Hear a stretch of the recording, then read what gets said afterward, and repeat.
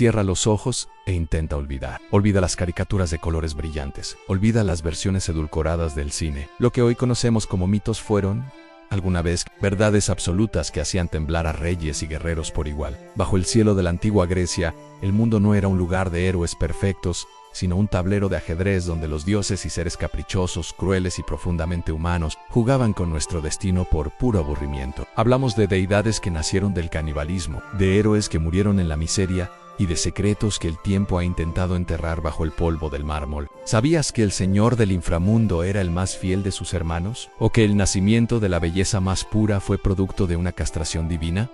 Hoy, vamos a descorrer el velo. Vamos a descender a las profundidades del Hades y subir a las cumbres prohibidas del Olimpo para rescatar aquello que la historia prefirió olvidar. Porque estas son 30 curiosidades que te demostrarán que la mitología griega es mucho más oscura y fascinante de lo que jamás te atreviste a imaginar.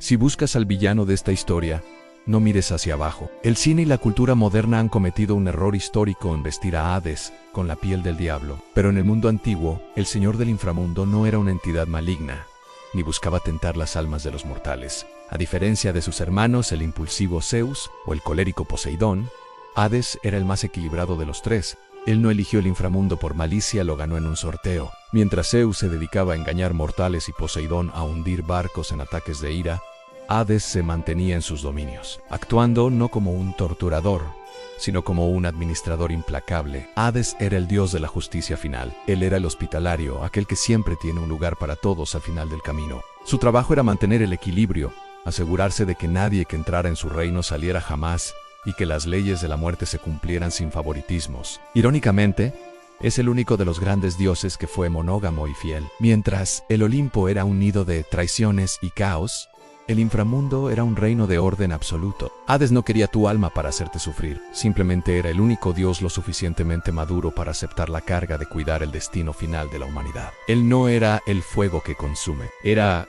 el silencio que perdura.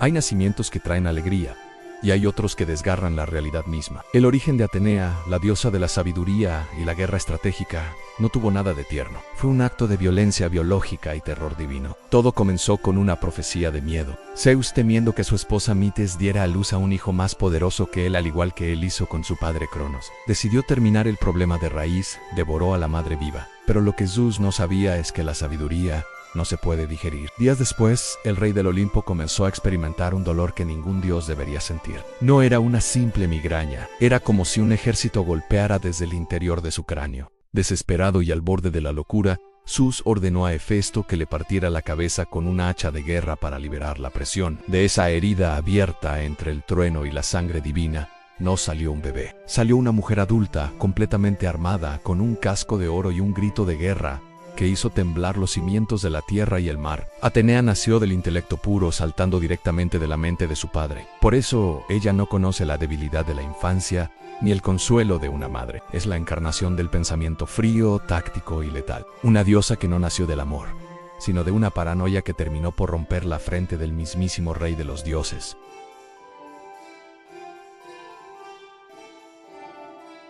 Nos han vendido la imagen de Afrodita como la esencia de la dulzura, el romance y las flores. Pero la realidad es que la diosa del amor no nació del afecto, sino de una traición sangrienta y un acto de mutilación cósmica. Para entender su origen debemos viajar al inicio de los tiempos. Cuando el titán Cronos decidió derrocar a su padre, Urano, el señor de los cielos, en un acto de rebelión brutal, Cronos usó una hoz de pedernal para castrar a su propio padre mientras éste dormía. Los restos cercenados de Urano cayeron desde lo más alto del firmamento, hundiéndose en las profundidades del mar frente a las costas de Chipre. La carne divina, cargada de una energía primordial y violenta, comenzó a mezclarse con el agua salada, creando una espuma blanca, espesa y sobrenatural. De esa mezcla de sangre celestial, semen y agua marina, emergió ella. Afrodita no es solo belleza, es la fuerza irresistible que surge de la destrucción. Los griegos entendían algo que nosotros hemos olvidado, que el deseo puede ser tan violento como la guerra que lo originó. Ya es la nacida de la espuma, una diosa cuya perfección oculta un origen de dolor y trauma universal. Cuando la mires a los ojos, recuerda que su luz proviene de la sombra más oscura de la creación. El amor para los antiguos no era un regalo, era una fuerza de la naturaleza nacida de un grito de agonía en el océano.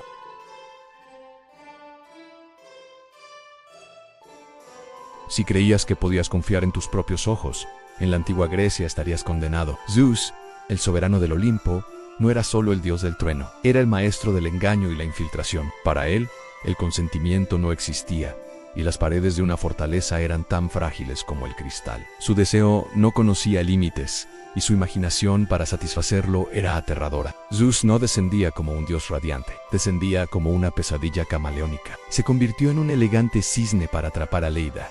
Se transformó en un majestuoso toro blanco para secuestrar a Europa. Pero sus engaños se volvieron mucho más siniestros para alcanzar a Danae. Encerrada en una torre de bronce inexpugnable, Zeus se licua, convirtiéndose en una lluvia de oro que se filtró por las grietas del techo para poseerla. Sin embargo, su transformación más cruel fue la que usó con Alcmena. No se convirtió en un animal ni en un elemento, se convirtió en su esposo, Anfitrión. Zeus usurpó la identidad, el rostro y los recuerdos de un hombre amado para entrar en su lecho, prolongando la noche artificialmente para que su engaño no fuera descubierto. Para los mortales, Zeus no era solo un dios al que adorar, era una fuerza invisible que podía ser cualquier cosa en el aire que respirabas, el animal que acariciabas o incluso el rostro de la persona que más amabas. En el mundo de Zeus, la realidad era una máscara y él era el único que decidía cuándo quitársela.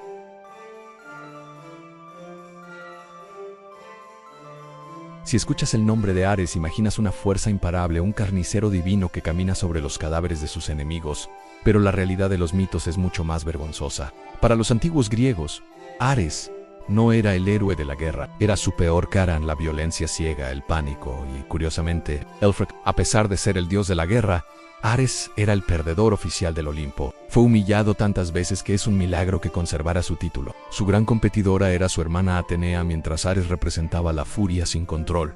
Ella era la estrategia fría, y la inteligencia siempre ganaba. En la guerra de Troya, Atenea lo derribó de un solo golpe lanzándole una piedra gigante al cuello, dejándolo tendido en el campo de batalla mientras sollozaba como un niño ante su padre Zeus. Pero sus derrotas no terminaban con los dioses. Ares fue humillado incluso por mortales. Durante una batalla, el héroe Diomedes, guiado por Atenea, logró herir al dios en el estómago con una lanza. El grito de dolor de Ares fue tan potente que se dice que sonó como el clamor de 10.000 hombres, tras lo cual huyó cobardemente de regreso al Olimpo. Incluso fue secuestrado por 2 gigantes, los Alóadas, quienes lo encerraron en una vasija de bronce durante 13 meses. El dios de la guerra pasó más de un año atrapado en un frasco, indefenso, hasta que Hermes fue a rescatarlo. Los griegos nos dejaron una lección oscura en estas historias. La fuerza bruta sin cerebro es solo un espectáculo patético. Ares era el trueno que asustaba, pero Atenea era el rayo que mataba. En el Olimpo, la guerra no se ganaba con músculos, se ganaba con la mente.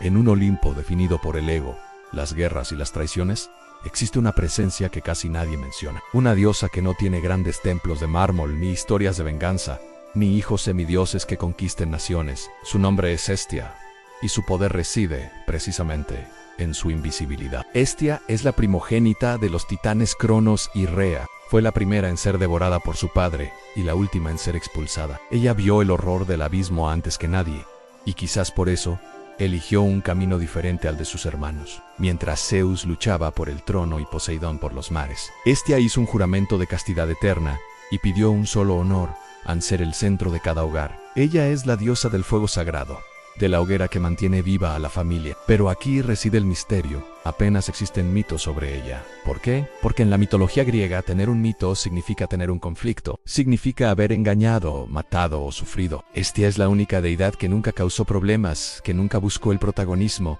y que jamás abandonó su puesto. Tan profunda era su devoción a la paz que, cuando el joven y escandaloso Dionisio llegó al Olimpo, ella le cedió su propio asiento en el consejo de los 12 dioses para evitar una disputa. Hestia no necesitaba un trono para ser poderosa. Los antiguos griegos sabían que podías ignorar a Ares o a Afrodita, pero si el fuego de Hestia se apagaba, la civilización misma moría. Ella es la olvidada, la diosa que observa en silencio desde las llamas de cada chimenea, recordándonos que a veces la fuerza más grande no es la que hace más ruido, sino la que permanece constante cuando todos los demás han caído.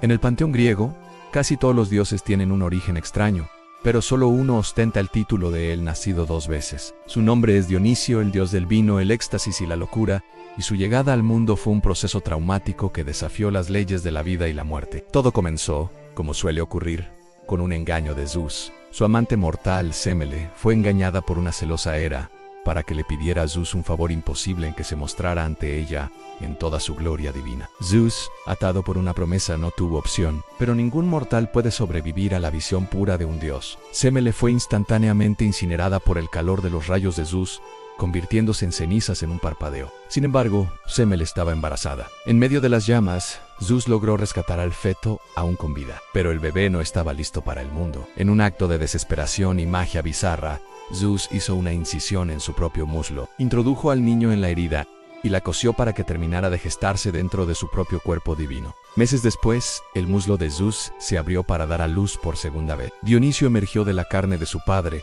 siendo el único dios nacido de una madre mortal que alcanzó la divinidad completa. Este origen explica la naturaleza de Dionisio, un dios que habita entre 2 mundos, el mundo de los vivos y los muertos, lo mortal y lo divino, la cordura y la embriaguez. Nacer de la cabeza de Zeus le dio a Atenea la sabiduría. Nacer del muslo de Zeus le dio a Dionisio la sangre hirviente de la vida salvaje. Él es el dios que venció a la muerte antes de haber aprendido a respirar.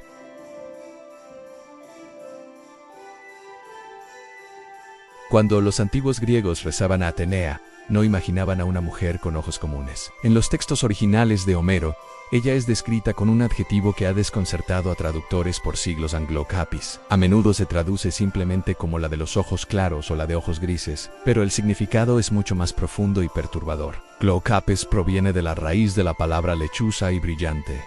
Atenea no tenía ojos grises por estética, tenía ojos de depredador nocturno. Eran ojos que poseían un brillo antinatural, capaces de ver en la oscuridad absoluta de la guerra y de atravesar las mentiras de los hombres. Se dice que su mirada era fría, metálica y penetrante, como el reflejo de la luna en una hoja de acero. No era una mirada de consuelo, sino la mirada de una inteligencia que te está analizando, calculando tus debilidades antes de que siquiera abras la boca. La lechuza, su animal sagrado, no fue elegida al azar. Al igual que este ave, Atenea observa desde las sombras, permanece en silencio y golpea con una precisión quirúrgica cuando nadie la ve venir. Tener los ojos glaucapis significaba que Atenea poseía la sabiduría de lo oculto. Mientras los demás dioses se dejaban cegar por la pasión o la ira, ella mantenía esa mirada gris, fija y constante. Si alguna vez te encontraras frente a ella, no verías a una diosa bondadosa, verías el brillo de una mente que ya ha decidido tu destino antes de que parpadees.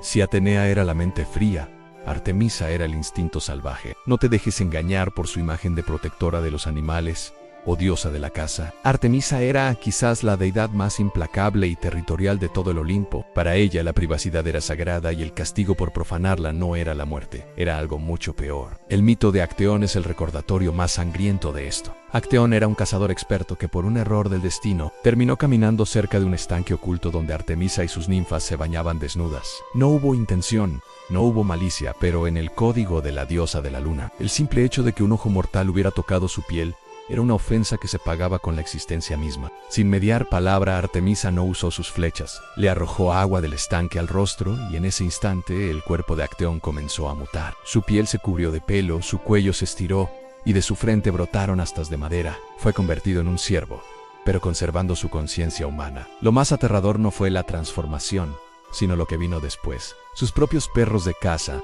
los mismos que él había criado y alimentado, no reconocieron su olor. Acteón intentó gritar pidiendo ayuda, pero de su garganta solo salieron bramidos de animal. Sus amados perros lo persiguieron por el bosque hasta alcanzarlo y bajo la mirada impasible de la diosa, despedazaron a su propio amo mientras él, atrapado en un cuerpo de bestia, sentía cada colmillo desgarrando su carne. En el mundo de Artemisa, la naturaleza no es un parque, es un templo con leyes de sangre. Ella es la prueba de que, para los griegos, la belleza de la naturaleza y su crueldad absoluta eran exactamente la misma cosa.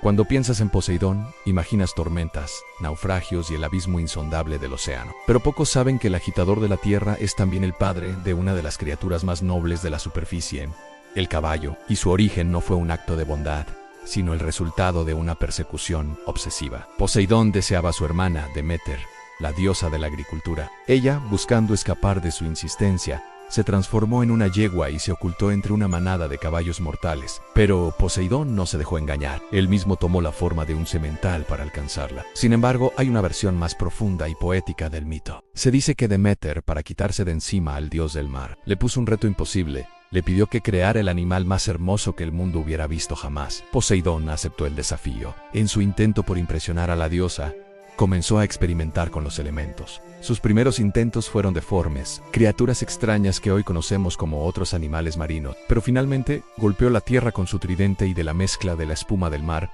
y la solidez de la roca surgió el caballo en una criatura que tiene la velocidad del viento, la fuerza de las olas y la elegancia del agua en movimiento. Pero hay un giro oscuro en esta historia. Para cuando Poseidón terminó su creación perfecta, su pasión por Deméter se había enfriado. Se había enamorado tanto de su propia creación que se olvidó de la diosa. Los griegos creían que por eso el mar es tan impredecible, porque los caballos de Poseidón, los hipocampos, siguen galopando bajo las olas. Cada vez que ves la espuma blanca en la cima de una ola, estás viendo las crines de los corceles de Poseidón, recordándonos que la belleza más pura de la tierra nació del deseo insaciable de las profundidades.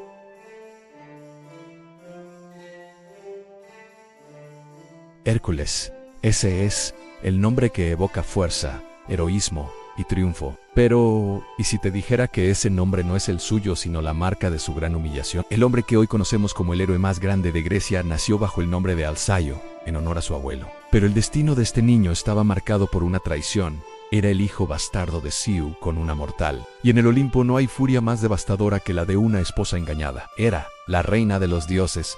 Juró destruir a Alceo desde el momento en que dio su primer suspiro. Intentó matarlo con serpientes en su cuna y lo persiguió con desgracias durante toda su juventud. Desesperados por proteger al niño del odio de la diosa, sus padres hicieron algo inaudito, le cambiaron el nombre a Heracles.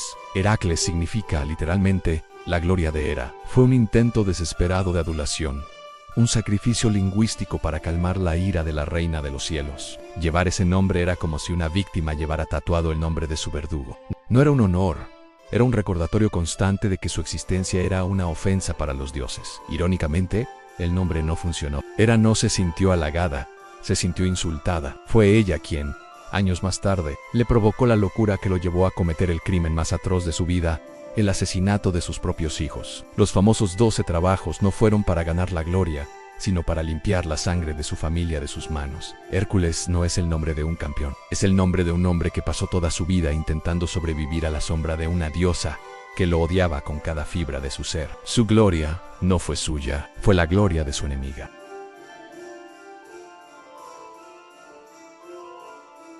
Durante siglos, nos han enseñado a temer su mirada. Nos dijeron que era un monstruo, una bestia que convertía en piedra a cualquiera que se atreviera a mirarla. Pero en las sombras de la mitología existe una versión mucho más oscura y dolorosa, en la historia de una mujer que no nació monstruo, sino que fue creada por la crueldad de los dioses. Antes de las serpientes y las escamas, Medusa era una mortal de una belleza deslumbrante, una sacerdotisa consagrada al templo de Atenea. Su único pecado fue ser demasiado hermosa, tanto que atrajo la atención no deseada de Poseidón, el señor de los mares. Poseidón, ignorando la santidad del templo y el rechazo de la joven, la tomó por la fuerza dentro del santuario de la diosa de la sabiduría. En un mundo justo, el castigo habría recaído sobre el agresor, pero en el Olimpo, la justicia tiene un rostro amargo. Atenea, enfurecida por la profanación de su templo y quizás celosa de la belleza de la mortal, no castigó a su tío Poseidón, castigó a la víctima, transformó el hermoso cabello de Medusa en un nido de víboras siseantes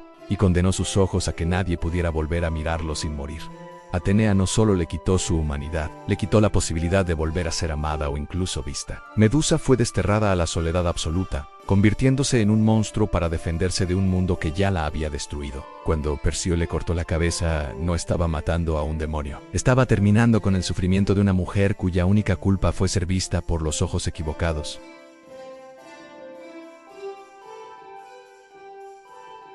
Todos conocemos la imagen. Una mujer curiosa abriendo una pequeña y elegante caja de madera, dejando escapar los males del mundo. Pero esa imagen es una mentira histórica. Pandora, la primera mujer creada por los dioses como un regalo envenenado para la humanidad, nunca tuvo una caja. En los textos originales de Hesíodo, El objeto que contenía las desgracias era un paitos. Un paitos era una tinaja gigantesca de cerámica del tipo que se usaba para almacenar vino, aceite o granos, o incluso para enterrar a los muertos. No era algo que pudieras llevar en las manos. Era un contenedor masivo, pesado y enterrado en la tierra. Entonces, ¿cómo terminó convirtiéndose en una pequeña caja? Todo se debe a un error de traducción en el siglo XVI. El humanista Erasmo de Rotterdam, al traducir el mito al latín, confundió la palabra griega paithos con pixis, que significa caja o cofre. Este error no fue menor, cambió por completo el simbolismo del mito. Una caja es algo íntimo, casi un regalo personal, pero un pitos era una despensa. Al abrir el pitos, Pandora no solo liberó males, vació la reserva de la humanidad, dejando solo una cosa en el fondo, atrapada bajo el pesado borde de cerámica en la esperanza. Imagina el terror de Pandora al intentar cerrar no una tapa de madera, sino una pesada losa de barro, mientras el mundo se oscurecía a su alrededor. El mito original no nos habla de una simple curiosidad femenina, sino de una vasija sagrada que, una vez rota, cambió el destino de nuestra especie para siempre.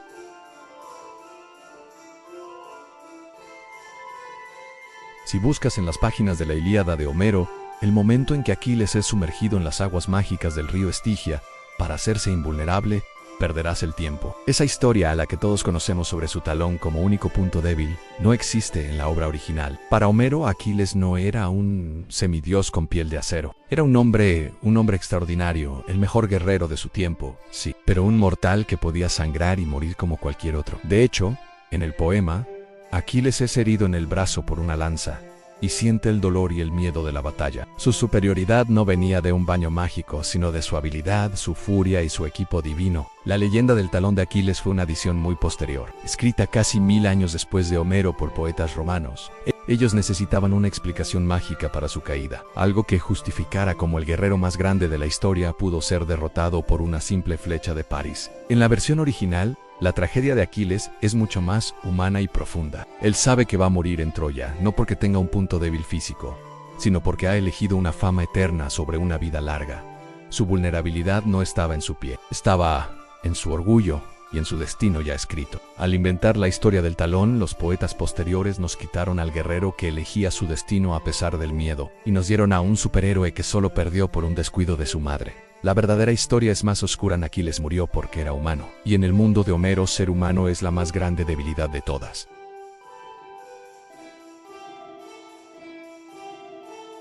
Todos tenemos la imagen de Pegaso como una criatura celestial, un símbolo de libertad y pureza que galopa por las nubes. Pero su entrada en este mundo fue una escena sacada de una pesadilla. Pegaso no nació en un prado verde, ni fue un regalo de los dioses.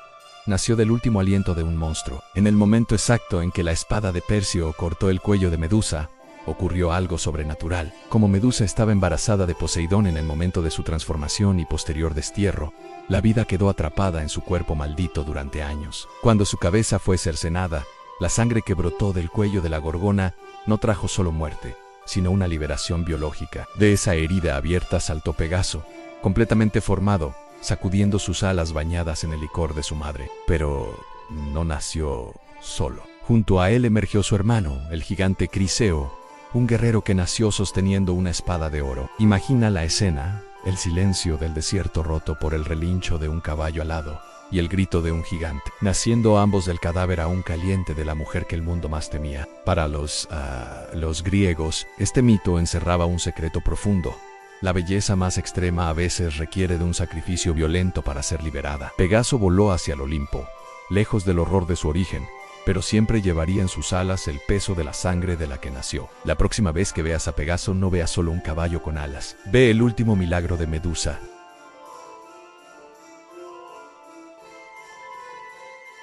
Si crees que enfrentarte a un perro de 3 cabezas es una tarea imposible, la versión original del Guardián del Inframundo te helaría la sangre. Aunque la cultura popular y el cine nos han acostumbrado a la imagen del can de 3 cabezas, el poeta Hesíodo, una de las fuentes más antiguas de la mitología, describe a Cerbero de una forma mucho más monstruosa, un ser con 50 cabezas. Imagina el horror de intentar cruzar las puertas del Hades frente a una criatura cuya silueta es una masa hirviente de 50 cráneos, ladrando al unísono. Pero las cabezas no eran su único rasgo aterrador. Según los textos antiguos, de su lomo no brotaba solo pelaje, sino una selva de serpientes venenosas que siseaban ante cualquier intruso. Y su cola era en realidad una serpiente gigante o un dragón listo para morder.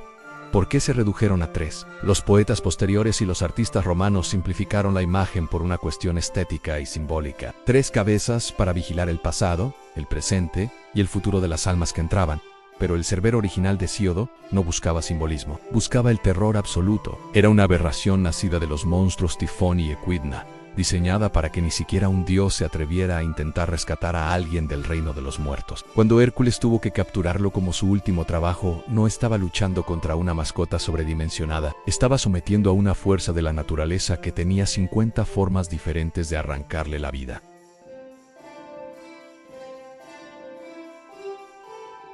La historia de Ícaro se ha convertido en el símbolo universal de la ambición ciega. Nos enseñaron que cayó porque quiso tocar el sol y el calor derritió la cera de sus alas. Pero si escuchas la advertencia completa que su padre, el inventor Dédalo, le dio antes de despegar, descubrirás que el mito no trata solo de la arrogancia, trata del equilibrio. Dédalo no solo le dijo, no vueles demasiado alto. Sus palabras exactas fueron una lección de supervivencia. Vuela por el camino medio. Le advirtió que si volaba demasiado bajo, la humedad del mar pesaría en sus plumas y lo arrastraría al abismo. Y si volaba demasiado alto, el calor del sol destruiría el pegamento. Lo que Ícaro ignoró fue el concepto griego de la sofrosina, la moderación, el autocontrol, la distancia justa entre 2 peligros. Ícaro no murió solo por su deseo de alcanzar la luz. Murió porque olvidó que la tierra y el mar también tienen sus reglas. En la mitología, el exceso de confianza se llama hubris, y es el pecado que los dioses nunca perdonan. Ícaro se sintió un dios mientras ascendía, pero en el momento en que se alejó del equilibrio, dejó de ser un pájaro para convertirse en una piedra. Su caída no fue un accidente, fue la consecuencia matemática de olvidar que, para volar, no basta con tener alas. Hay que saber mantenerse en el centro.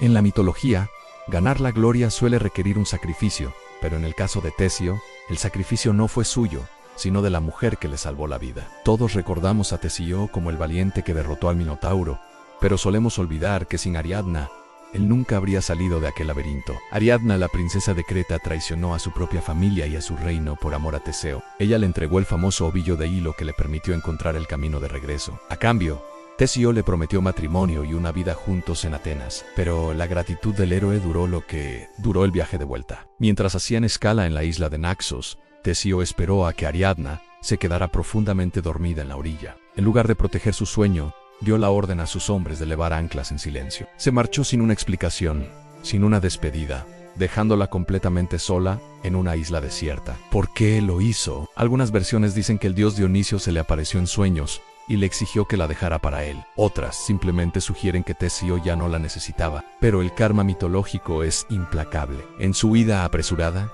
Teseo olvidó cambiar las velas negras de su barco por las blancas, la señal que le había prometido a su padre para indicarle que estaba vivo. Al ver las velas negras, su padre, el rey Egeo, se lanzó al mar pensando que su hijo había muerto. Teseo volvió como rey, pero con las manos manchadas no solo por la sangre del Minotauro, sino por la de su propio padre y el corazón roto de la mujer que le dio la victoria. La historia de Teseo nos enseña que puedes vencer a cualquier monstruo, pero a veces el verdadero monstruo es el que se mira en el espejo.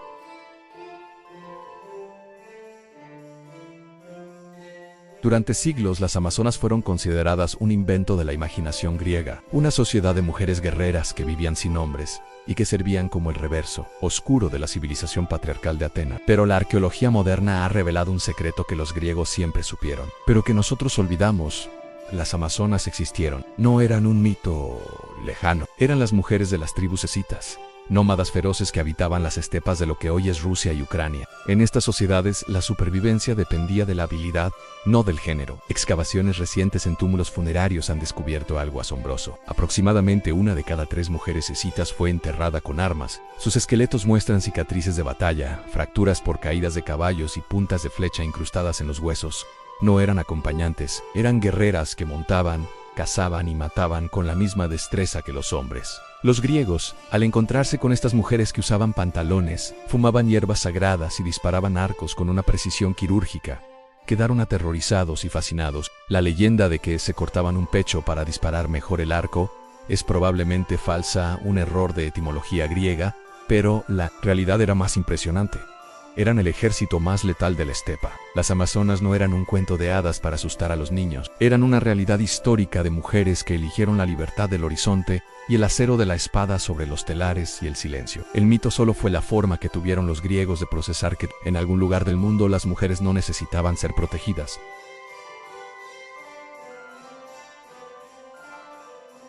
Hoy usamos la palabra narcisista para alguien que se quiere demasiado, pero el mito original de Narciso no es una historia de egoísmo, es la crónica de una maldición de hambre y desesperación.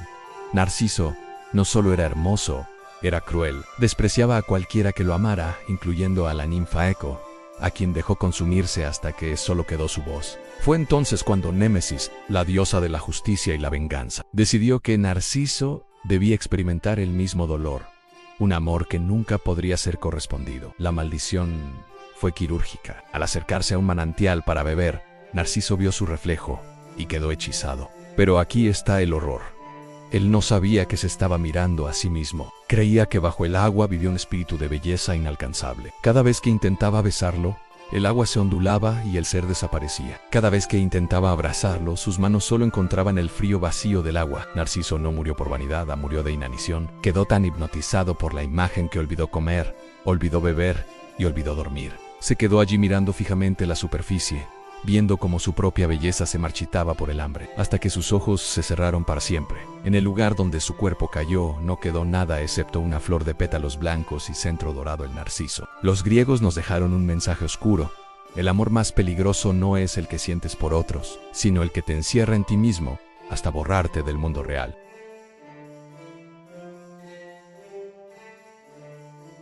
Has oído hablar de la moneda para Caronte, ¿verdad? Esa imagen clásica del difunto con dos monedas sobre los ojos para pagar su viaje al inframundo. Pues, ¿qué pensarías si te dijera que esa imagen, tan repetida en películas y libros, no es del todo exacta? En la antigua Grecia y Roma existía la creencia de que al morir, el alma debía cruzar el río Aqueronte, o a veces el Estigia, para llegar al reino de Hades, y para hacer ese viaje necesitaban la ayuda de un barquero muy particular en Caronte. Él era el único que podía llevar a las almas al otro lado, pero no lo hacía gratis. Exigía un pago, una pequeña moneda conocida como óvulo. Aquí es donde la cosa se pone interesante. Contrario a la creencia popular, la moneda no se colocaba sobre los ojos del fallecido. No, la práctica más común, documentada por historiadores y encontrada en excavaciones arqueológicas, era poner la moneda dentro de la boca del difunto. A veces, también se podía encontrar en la mano o simplemente junto al cuerpo en la tumba, pero la boca era el lugar predilecto.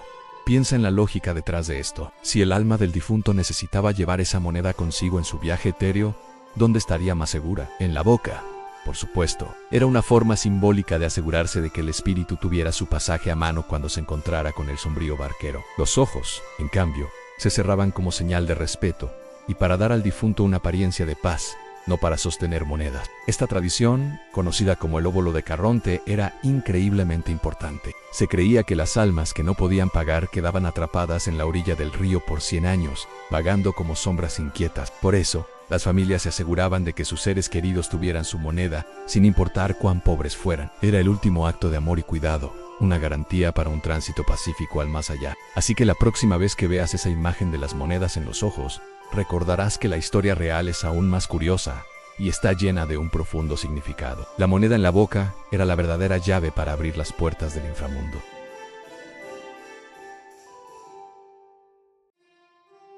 ¿Te has sentido alguna vez atrapado en una rutina sin fin, repitiendo las mismas tareas día tras día sin ver ningún progreso real? Si es así, entonces conoces la sensación de Sísifo. Este personaje de la mitología griega nos ofrece una de las imágenes más poderosas sobre el esfuerzo inútil y la condición humana. Sísifo era el astuto rey de Corinto, conocido por su inteligencia y su habilidad para engañar a todos, incluso a los dioses. Su audacia fue tan lejos que logró encadenar a Tánatos, la personificación de la muerte, deteniendo así el ciclo natural de la vida y la muerte en el mundo. Por supuesto, esto enfureció a los dioses del Olimpo. Zeus, el rey de los dioses, no podía tolerar tal desafío a su poder. Como castigo por su arrogancia y sus engaños, Sísifo fue condenado a una tarea eterna en el inframundo. Su castigo consistía en empujar una enorme roca hasta la cima de una montaña. Pero justo cuando estaba a punto de alcanzar la cumbre, con el sudor cubriendo su frente y sus músculos al límite, la roca rodaba inevitablemente cuesta abajo, obligándolo a empezar de nuevo, una y otra vez, por toda la eternidad. Esta imagen de Sísifo y su roca se ha convertido en un símbolo universal. Representa la frustración de trabajar arduamente sin obtener resultados,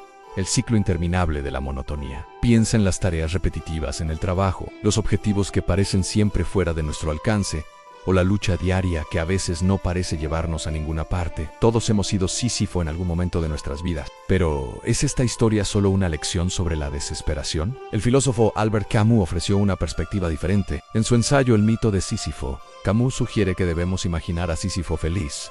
¿Por qué? Porque en el momento en que la roca rueda hacia abajo, Sísifo es libre, libre para bajar la montaña, consciente de su destino, pero dueño de sus pensamientos. En ese acto de aceptación y rebeldía silenciosa, encuentra su libertad. Él es más fuerte que su roca porque es consciente de su absurda situación y aún así elige continuar. Así que la próxima vez que te sientas como Sísifo, empujando tu propia roca personal, recuerda que no estás solo. Y tal vez, solo tal vez, en la aceptación de esa lucha, puedas encontrar tu propia forma de libertad y propósito. La verdadera victoria no está en llegar a la cima, sino en la fuerza que desarrollamos al seguir empujando.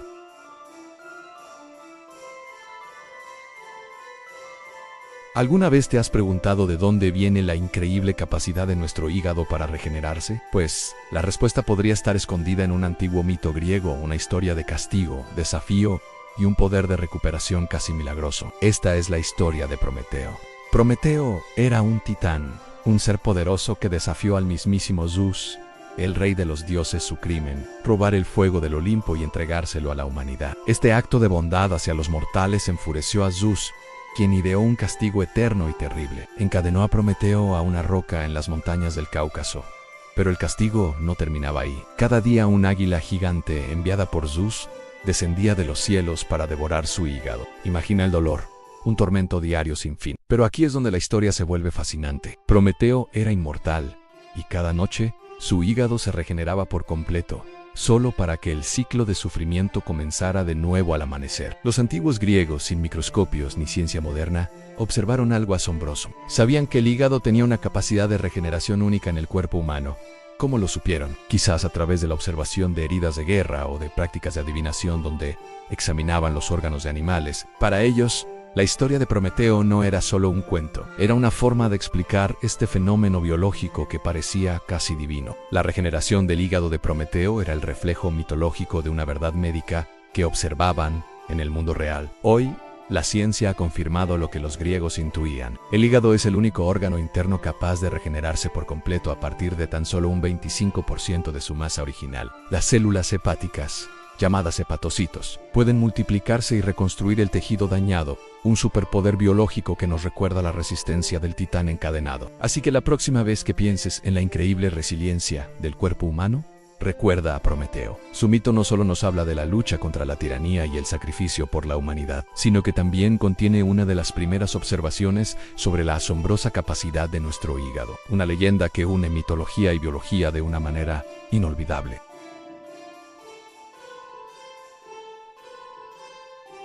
Cierra los ojos e imagina el paraíso. ¿Qué ves? Un lugar de paz eterna, luz y felicidad para todas las buenas personas. Bueno, en la antigua Grecia la idea era un poco diferente. Hoy vamos a desmentir uno de los mitos más comunes sobre el más allá griego, a los famosos campos elíseos. Seguro has escuchado hablar de ellos como el cielo griego, un lugar idílico reservado para las almas virtuosas. Pero la realidad es que no era tan sencillo como simplemente ser bueno. Los campos elíseos eran, de hecho, el club más exclusivo de la otra vida. No bastaba con haber llevado una vida justa y piadosa. Para entrar, necesitabas tener conexiones muy especiales. Este paraíso, descrito como una isla bendita con su propio sol y estrella, donde la vida era fácil y sin penas, estaba reservado principalmente para los héroes. Piensa en grandes figuras como Aquiles Cadmo o Menelao. Estos eran semidioses, hombres y mujeres con sangre divina corriendo por sus venas, o que habían realizado hazañas tan extraordinarias que los dioses los consideraban dignos de una recompensa eterna.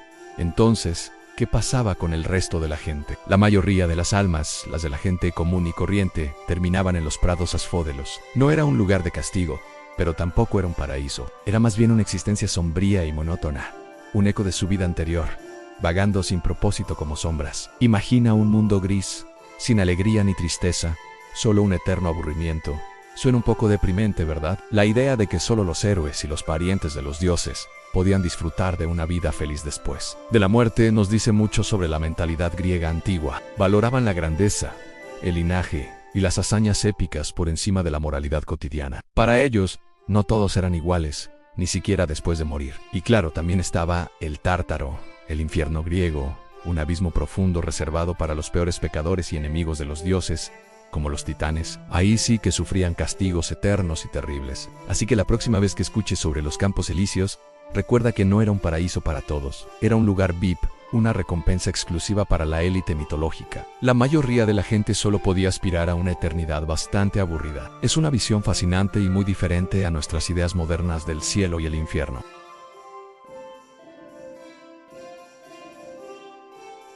Imagínate esto.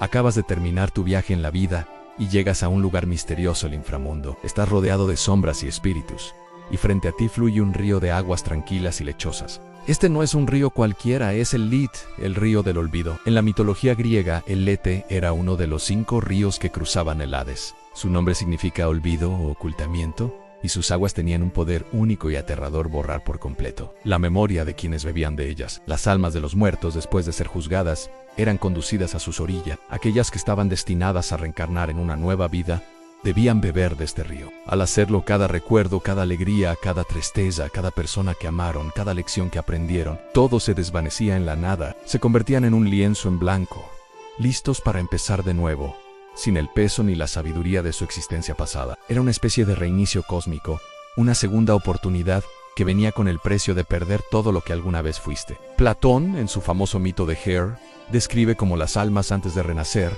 se reunían en la llanura del Leten sedientas. Después de su largo viaje, se apresuraban a beber de sus aguas, y aquellas que no eran sabias bebían más de la cuenta, olvidando todo instantáneamente. Solo unas pocas, las más prudentes, lograban conservar un vago recuerdo, una sombra de su vida anterior. Esta idea del olvido es fascinante. ¿Sería una bendición o una maldición? Por un lado, te libera del dolor y los errores del pasado, permitiéndote empezar de cero sin prejuicios. Por otro, te roba tu identidad, tus experiencias, todo aquello que te hizo ser quien eres. ¿Qué somos sin nuestros recuerdos? El concepto del río Lit ha perdurado a través de los siglos, inspirando a poetas, escritores y artistas. Nos hace reflexionar sobre la memoria, la identidad y el ciclo eterno de la vida y la muerte. Es un recordatorio de que, en nuestra propia vida, cada recuerdo, bueno o malo, es un hilo que teje el tapiz de nuestra existencia. Así que la próxima vez que pienses en el pasado, recuerda el río Lit y valora cada uno de tus recuerdos. Son el tesoro más grande que posees.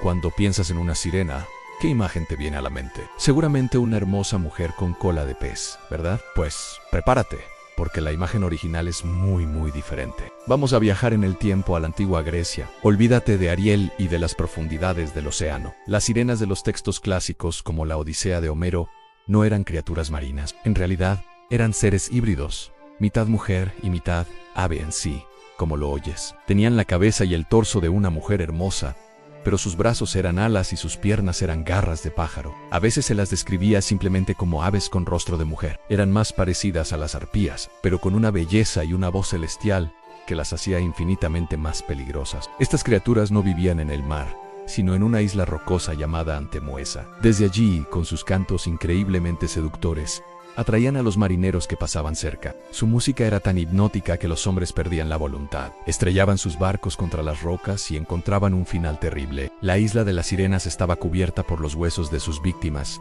un testimonio silencioso de su poder mortal. Entonces, ¿de dónde salió la imagen de la mujer pez? La transformación es un poco un misterio, pero parece que ocurrió gradualmente durante la Edad Media en esa época. Las leyendas nórdicas y de otras culturas europeas hablaban de seres acuáticos como las ondinas o las milúcenes, que sí eran mitad pez. Con el tiempo estas historias se fueron mezclando y la sirena pájaro griega se fusionó con la doncella acuática del folclore europeo. Artistas y escritores empezaron a representarlas en el agua, y la cola de pez simplemente parecía más lógica que las alas en ese entorno. El cambio fue tan completo que para la época del Renacimiento, la imagen de la sirena con cola de pez ya estaba totalmente consolidada, y la versión original con cuerpo de ave quedó casi en el olvido, relegada a textos académicos y representaciones artísticas antiguas. Es fascinante cómo un concepto puede transformarse tanto a lo largo de los siglos, ¿no crees? Así que la próxima vez que veas una película o leas un libro sobre sirenas, recuerda su origen. Recuerda a esas criaturas aladas, sentadas en su isla rocosa, cuyo canto era tan hermoso como letal. La mitología está llena de estas sorpresas y evoluciones.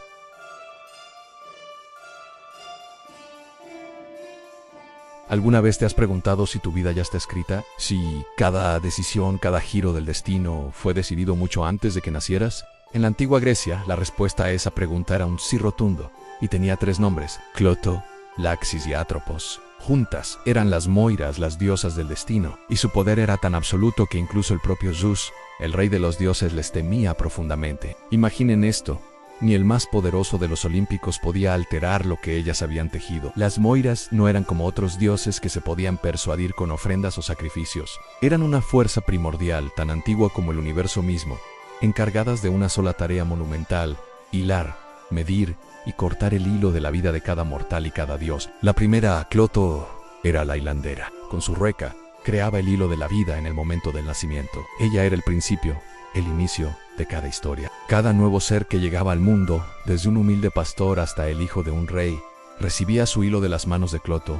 Luego venía Láquesis, la que asignaba el destino. Ella era la que medía la longitud del hilo, sostenía la vara de medir y decidía cuánto duraría cada vida, qué pruebas y qué alegrías encontraría en su camino. Cada triunfo, cada tragedia, cada encuentro casual, todo estaba determinado por la longitud y la calidad del hilo que Láquesis medía. Ella no juzgaba, simplemente asignaba lo que estaba escrito en el gran tapiz del cosmos. Y finalmente, estaba Atropos, la inevitable. Su nombre significa la que no se puede girar o la inflexible. Ella era la más temida de las 3, pues portaba las tijeras con las que cortaba el hilo de la vida. Cuando llegaba el momento decretado por el destino, ni súplicas, ni poder, ni riqueza podían detener su mano. Su corte era final, marcando el fin de la existencia, ya fuera para un héroe legendario o para un dios inmortal. Sí, has oído bien. Incluso los dioses no eran inmunes al decreto de las Moiras. Aunque eran inmortales en el sentido de que no envejecían ni morían por enfermedad, su existencia podía terminar. Si el destino lo decretaba, el hilo de un dios podía ser cortado. Por eso Zeus, a pesar de su poder sobre el cielo y la tierra, sentía un escalofrío al pensar en ellas. Él podía desafiar a otros dioses, castigar a los mortales, pero contra el destino tejido por las Moiras, era impotente. La historia de las Moiras nos recuerda una verdad profunda y un poco inquietante. Hay fuerzas en el universo más grandes que nosotros. Nos enseña sobre la aceptación y la humildad frente a lo que no podemos controlar. Así que la próxima vez que sientas que la vida te lleva por un camino inesperado, recuerda a las 3 hermanas que hilan en la oscuridad, tejiendo el tapiz de la existencia.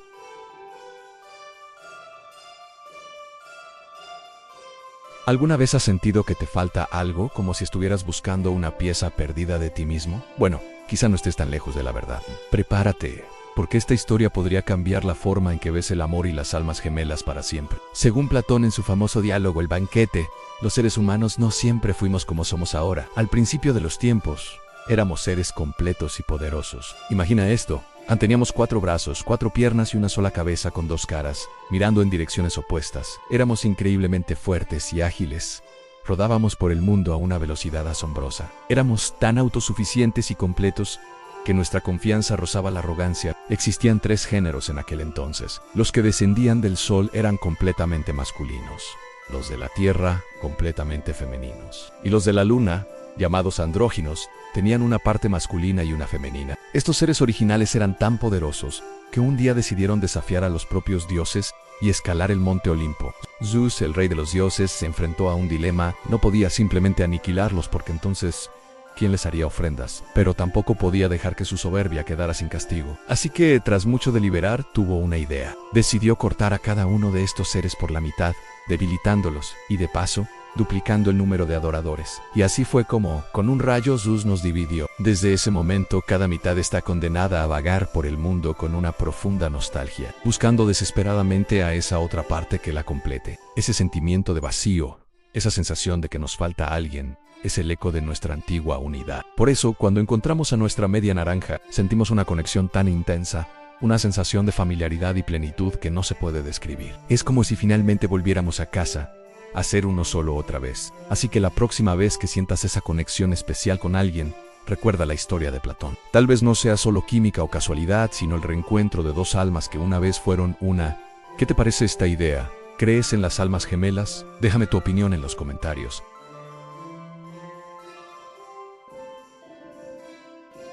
¿Alguna vez te has parado frente a una estatua griega o romana y has pensado, qué elegancia, qué pureza en ese mármol blanco? Pues prepárate para que tu visión del arte clásico cambie por completo, porque la verdad es que esas estatuas que vemos hoy tan blancas y serenas. En su época eran todo lo contrario. Eran un festival de color. Imagina caminar por la antigua Atenas o Roma. No verías templos y esculturas de un blanco inmaculado. En su lugar, te encontrarías rodeado de colores vibrantes y chillones. El Partenón, por ejemplo, no era solo mármol. Estaba pintado con rojos intensos, azules profundos y toques de oro que brillaban bajo el sol del Mediterráneo. Era un espectáculo visual diseñado para impresionar. ¿Y las estatuas? ¡Ay! Las estatuas no eran figuras fantasmales de piedra. Tenían la piel pintada en tonos realistas, el pelo de colores como rubio o castaño, los labios rojos y los ojos detallados con pupilas y todo. La ropa que llevaban esculpida estaba decorada con patrones complejos y llenos de color. Imagina la estatua de Augusto de Prima Porta, no con la solemnidad del mármol, sino con una armadura pintada con escenas de batalla, una túnica púrpura y detalles dorados. Parecerían casi personas reales congeladas en el tiempo. Entonces, ¿por qué las vemos blancas hoy? La respuesta es simple: en el tiempo. Durante miles de años, el sol, la lluvia, el viento y el simple paso de los siglos han desgastado y borrado casi por completo esa capa de pintura. Lo que nos queda es el esqueleto de mármol que había debajo. Pero, ¿cómo sabemos todo esto? Gracias a la ciencia moderna. Usando tecnologías como la luz ultravioleta y el análisis químico, los arqueólogos y científicos han descubierto restos microscópicos de pigmentos en las grietas de las estatuas. Pequeñas trazas de azul egipcio, ocre rojo y otros minerales que nos cuentan la verdadera historia. Han podido reconstruir digitalmente como se veía en estas obras maestras en todo su esplendor original. Y el resultado es absolutamente asombroso. Esta revelación no le quita valor al arte clásico, al contrario, nos muestra una cultura mucho más viva, ruidosa y colorida de lo que imaginábamos. Nos enseña que su concepto de belleza no era minimalista, sino exuberante y lleno de vida. La próxima vez que visites un museo y veas una de estas estatuas, intenta imaginarla no como un fantasma blanco, sino como una explosión de color. Es como descubrir una dimensión completamente nueva de la historia.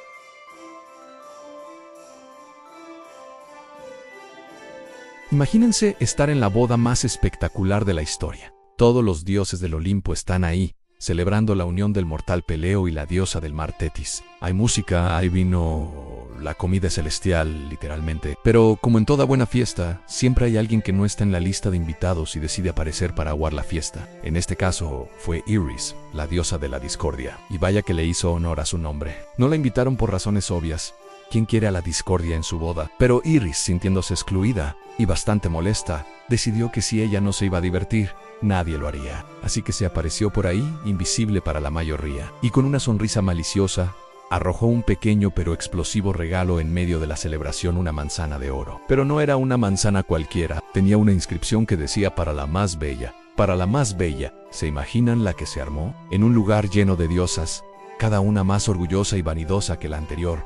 Esa frase fue como encender una mecha en un barril de pólvora. De repente, la música paró, las conversaciones cesaron y todas las miradas se clavaron en la manzana dorada que rodaba por el suelo. Y tres diosas, las más poderosas y bellas del Olimpo, dieron un paso al frente para reclamarla. Era la reina de los dioses y esposa de Zeus, Atenea, la diosa de la sabiduría y la guerra estratégica, y Afrodita, la diosa del amor y la belleza. La discusión fue instantánea. Hera argumentaba que como reina, la manzana le pertenecía por derecho. Atenea, por su parte, defendía que la verdadera belleza reside en la sabiduría y la habilidad, no solo en la apariencia. Y Afrodita, bueno, ella era la diosa de la belleza, el título estaba en la descripción de su trabajo. La tensión subió tanto que tuvo que intervenir el mismísimo Zeus. Pero Zeus, que tonto no tenía un pelo, sabía que elegir a una significaría ganarse el odio eterno de las otras dos.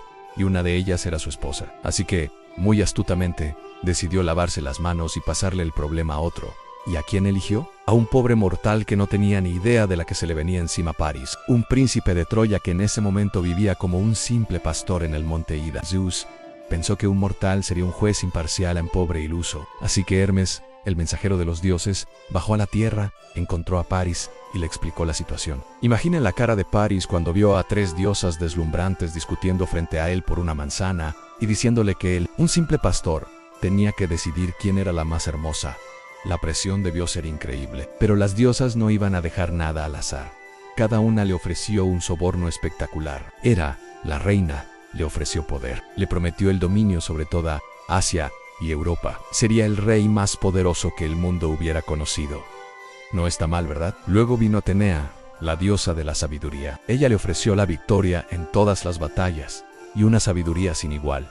podría conquistar a sus enemigos con inteligencia y estrategia, una oferta muy tentadora también. Y finalmente llegó el turno de Afrodita. Ella se acercó a Paris, le sonrió y le hizo una oferta que no pudo rechazar. No le ofreció poder ni sabiduría, le ofreció amor. Le prometió el amor de la mujer más hermosa del mundo en Helena, la reina de Esparta. El problema, un pequeño detalle, es que Helena ya estaba casada con Menelao, el rey de Esparta. Pero para un joven como Paris, la promesa del amor de la mujer más bella del mundo fue irresistible. Sin dudarlo, Paris le entregó la manzana de oro a Afrodita. La decisión estaba tomada. Afrodita fue proclamada la más bella. Hera y Atenea se llenaron de una furia y un rencor que duraría décadas. Prometieron vengarse de Paris y de toda su ciudad, Troya. Poco después, Paris fue a Esparta. Fue recibido como huésped de honor y con la ayuda de Afrodita, sedujo a Helena y se la llevó a Troya. Cuando Menelao descubrió que su esposa y parte de su tesoro habían desaparecido, su furia fue inmensa. Invocó un pacto que todos los reyes griegos habían hecho,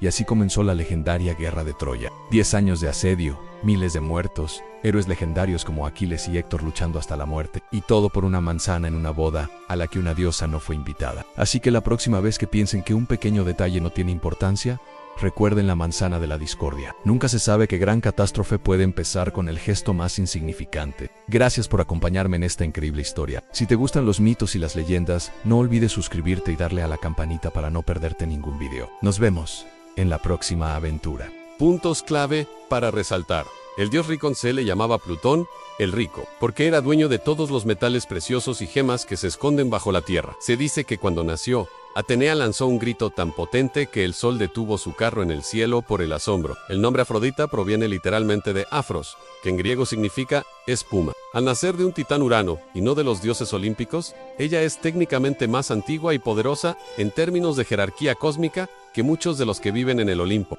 El origen de los héroes resalta que casi todos los grandes héroes, como Perseo o Hércules, son fruto de estos engaños y transformaciones. El primer y último sacrificio en cualquier ritual griego, la primera y la última ofrenda, siempre eran para ella. Era la alfa y omega del culto. Mientras Atenea tenía el Partenón y era amada por todos, Ares casi no tenía templos en Grecia, porque nadie quería invocar a un dios tan caótico y torpe. En algunos ritos órficos, se dice que Dionisio fue despedazado por los titanes y resucitado, lo que le daría técnicamente un tercer nacimiento. Esto refuerza su aura de inmortalidad.